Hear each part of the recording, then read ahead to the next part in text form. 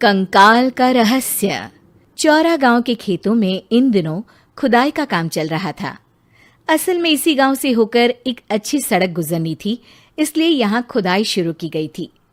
अचानक एक दिन खुदाई करने वाली मशीन से कुछ टकराता है। बाद में जब खोजबीन की जाती है तो वहां से 2 कंकाल मिलते हैं।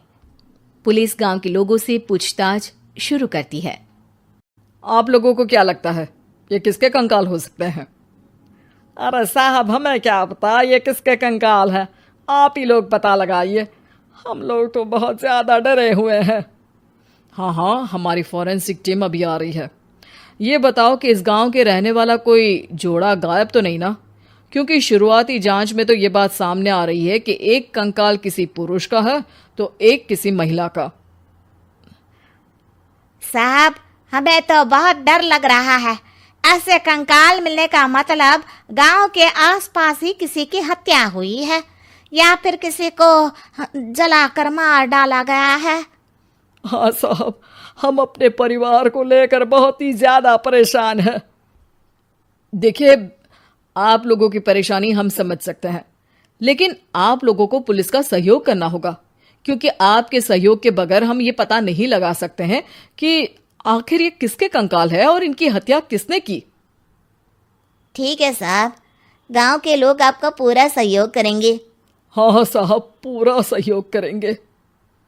तो फिर ठीक है, हम अपनी जांच शुरू कर देते हैं।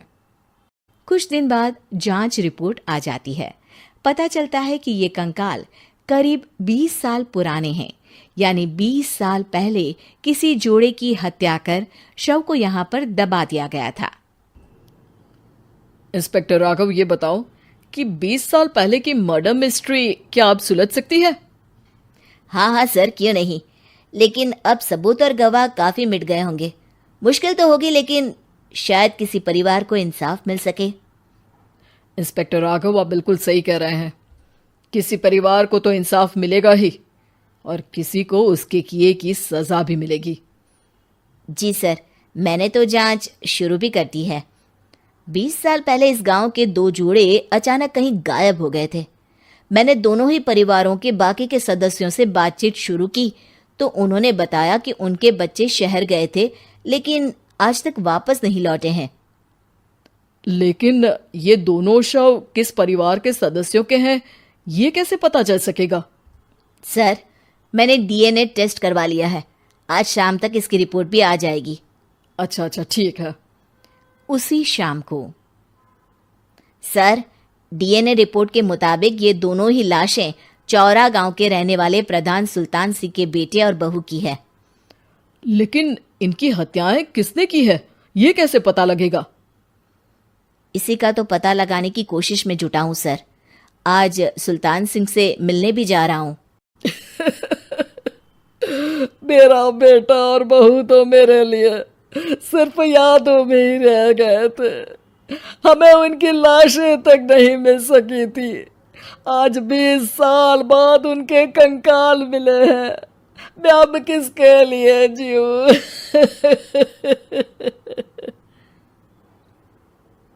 लेकिन सर, क्या आपकी किसी से कोई दुश्मनी थी? अपने बेटे बहू की हत्या के लिए आप किसे जिम्मेदार मान रहे हैं? अब मैं किसका नाम बोलूं? मेरी तो किसी से दुश्मनी नहीं थी, बस मेरे बेटे बहू को कोई वापस ला पाता।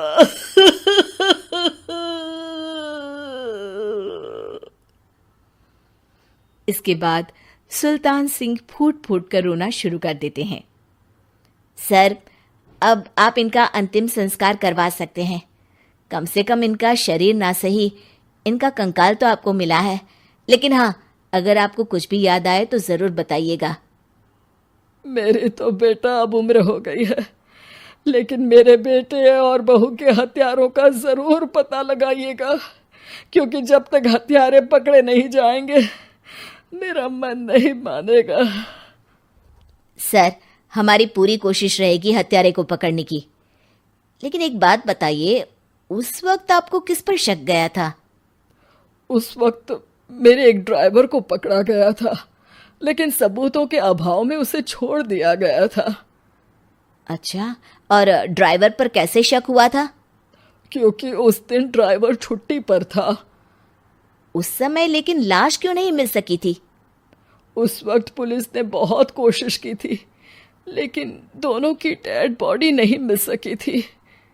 ठीक है, हमारी तफ्तीश चल रही है, मैं फिर आऊंगा। इसके बाद इंस्पेक्टर वहां से चला जाता है और सुल्तान सिंह अपने बेटे और बहू की याद में खो जाते हैं। कुछ दिन बाद सुल्तान सर, एक बात बताइए, जब आपके बेटे बहू की हत्या हुई थी, उसी के आसपास आपके ही गांव का रहने वाला एक और जोड़ा उसी वक्त गायब हो गया था ना? हाँ सर, अलका और अभिषेक, वो भी मेरे बच्चों जैसे ही थे।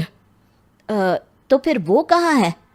उनका भी आज तक पता नहीं चल सका, लेकिन बताते हैं कि कुछ साल पहले अभिषेक को गांव के ही किसी आदमी ने मुंबई में देखा था, लेकिन फिर वो गायब हो गया। यानी अभिषेक और अलका की हत्या नहीं हुई थी, बल्कि उन्होंने किसी वजह से खुद ही गांव छोड़ दिया था। हाँ, हो सकता है, क्योंकि अभिषेक मेरे बेटे संतोष का अच्छा दोस्त था और उसका मेरे घर भी आना जाना लगा रहता था। हो सकता है कि उसने मेरे बेटे और बहू के बारे में सुन लिया हो और ये गांव छोड़ दिया हो सकता है। उनके परिवार का कोई अब नहीं रहता क्या इस गांव में? अब तो कोई नहीं रहता। एक चाचा थे, लेकिन उन्होंने भी अपना पुश्तैनी मकान बेच दिया है। वो भी अब कहीं शहर में ही बस गए हैं। ओह, अभिषेक और अलका के बारे में भी पता लगाना होगा। हो सकता है कि वही इस हत्या के बारे में कुछ बता सके। हो तो सकता है, लेकिन वो बेचारे तो खुद ही वक्त के मारे थे, वो क्या बताएंगे। फिर भी सर, जब केस दोबारा खुला है तो जांच तो करनी ही पड़ेगी, और इस बार तो लाशें भी बरामद हुई है। कुछ दिन तक लगातार तफ्तीश चलती रही। एक दिन थाने से सुल्तान सिंह को फोन आता है। हाँ, कौन बोल रहा है? सर, मैं कांस्टेबल तुलाराम बोल रहा हूँ थाने से। आपको थाने आना पड़ेगा। थाने? लेकिन क्यों? सर, किसी की पहचान करवानी है।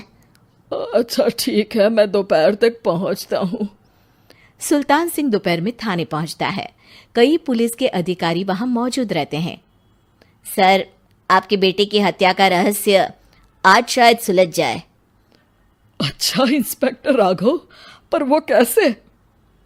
सर, उस आदमी को देखिए, क्या वही अभिषेक है? सुल्तान सिंह की आंखों में हैरानी से आंसू आ जाते हैं।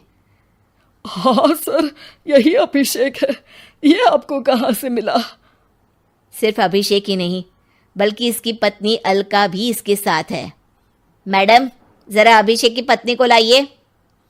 जैसे ही अलका को पेश किया जाता है, सुल्तान सिंह जमीन पर गिर जाते हैं। सुल्तान सर, क्या हुआ आपको? आप अलका को देखकर गिर क्यों गए?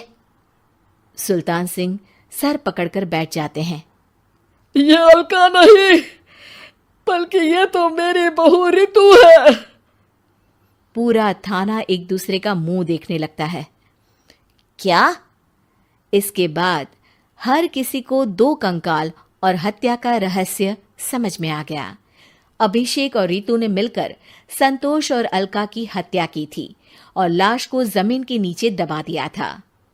आज 20 साल बाद इस हत्या का रहस्य खुल सका था कि अवैध प्रेम संबंध में 2 मासूमों की जान गई थी।